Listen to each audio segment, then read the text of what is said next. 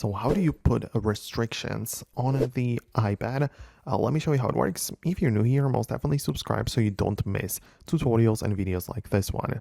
So the restrictions are, a topic which is very broad, but for the most part, the restrictions can be found in the settings app by proceeding to the screen time section. Make sure you are using the screen time to begin with. So if not, you'll have to enable it at first. But part of that, you can see we have content and privacy restrictions, and that's likely the thing that you are interested in.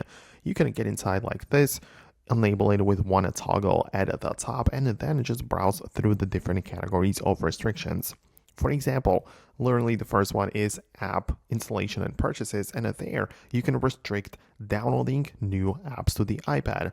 You can literally make the App Store disappear if you don't want that to be the case.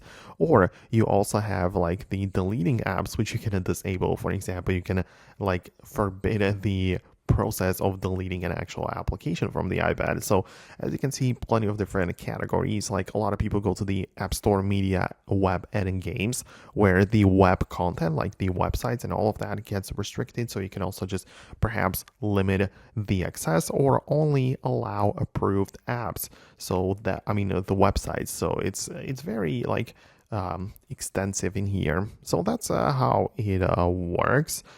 Most definitely let me know if you manage to set it up. But one important thing is also to lock the screen time settings, because you might set up the restrictions, but if you don't want other people to be able to change that, you need to set up a passcode, which likely is going to be a different one from the one to unlock the iPad. And that's how you can have it protected. So let me know if you managed to find what you needed. Hit the thumbs up and subscribe for upcoming tutorials and videos like this, and I'll talk to you soon.